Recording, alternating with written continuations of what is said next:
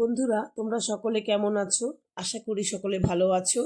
আজ আমি বাঁধাকপির একটা রেসিপি নিয়ে তোমাদের সামনে চলে এসেছি। অনেক সময় একঘেয়ে বাঁধাকপি রান্না করে খেতে খেতে আর ভালো লাগে না।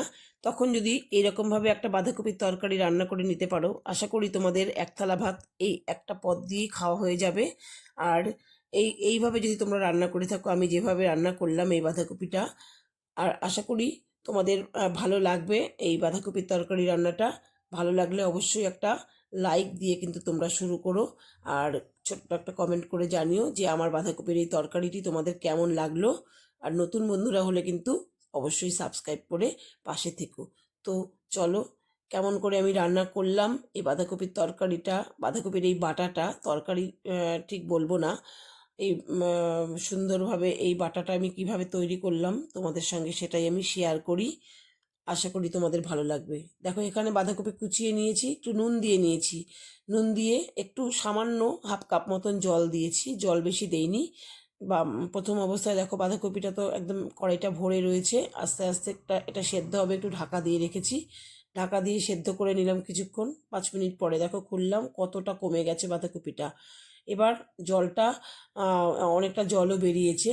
এবার মোটামুটি হাফ সেদ্ধ মতন করে নিয়েছি। এবার আমি এই বাঁধাকপির জলটাকে ঝরিয়ে ঠান্ডা করে নেব। ঠান্ডা করে মিক্সিতে আমি এই বাঁধাকপিটাকে পেস্ট বানিয়ে নেব। যেহেতু আমি এটাকে বাটা করছি, তো বাঁধাকপিটাকে আমি মিক্সির মধ্যে নিয়ে দুবারে পেস্ট বানিয়ে নেব। কারণ আম, এটা একবারে হবে না, অনেকটাই বাঁধাকপির তরকারি আমার এখানে রয়েছে।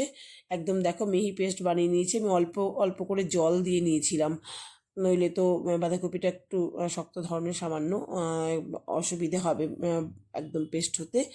এবার কড়াইতে দেখো সর্ষের তেলেই রান্নাটা আমি করছি। 4টে শুকনো লঙ্কা দিয়ে দিয়েছি।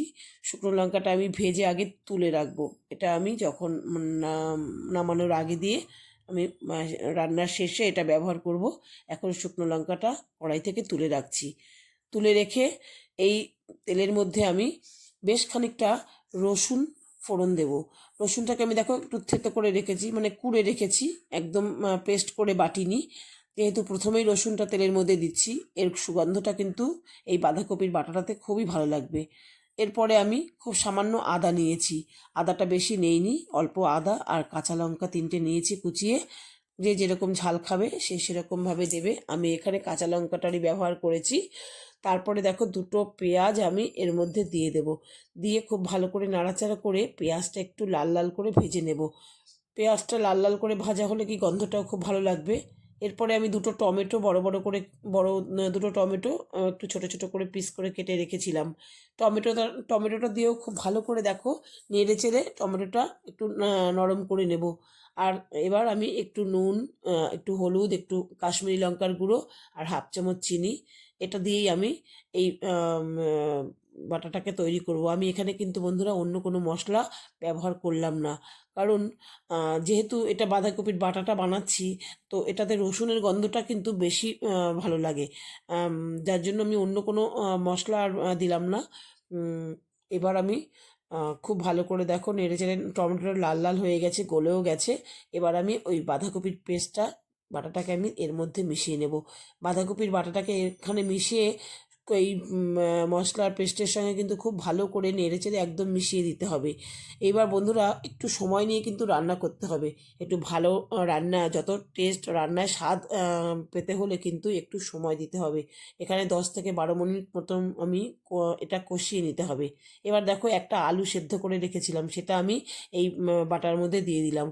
কারণ কি, আমরা বাঁধাকপিতে তো আলু ব্যবহার করে থাকি।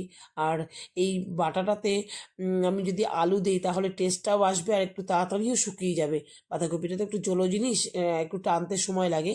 এই পর্যায়ে আমি দেখো অনেকটাই হয়ে এসেছে। আমি 1 চামচ মতন সর্ষের তেল এর মধ্যে মিশিয়ে দিলাম। আর সর্ষের তেলটা দেওয়ার পরে একটু নাড়াচাড়া, দেখছো কড়াই থেকে কিন্তু আমার ছেড়ে আসছে, প্রায় আমার হয়ে এসেছে। এরপরে আরও কিছু জিনিস দেবো আমি এর মধ্যে, মেশাবো। এখানে আমি ওই যে লঙ্কাটাকে আমি ভেজে রেখেছিলাম, তার থেকে 2টো লঙ্কা আমি শুকনো লঙ্কা ছিঁড়ে এর মধ্যে দিলাম, খুব সুন্দর একটা সুগন্ধ আসে। তারপরে একটুখানি দিলাম ধনেপাতা। আর দেবো বন্ধুরা একটু লেবুর রস। তাহলে কিন্তু এই বাঁধাকপির বাটাটা থেকে খুব সুন্দর একটা টেস্ট হয়, খুব সুন্দর গন্ধ হবে, টেস্টও হবে। আর এবার মোটামুটি আমার হয়েই এসেছে বাঁধাকপির তরকারি বাটাটা, দেখতে পাচ্ছ কড়াই থেকে ছেড়েও আসছে। আশা করি তোমাদের ভালো লেগেছে। ভালো লাগলে তোমরা এভাবে বানিয়ে খেয়ে দেখো। আর তোমরা সকলে সুস্থ থেকো, ভালো থেকো। পরবর্তী ভিডিওতে দেখা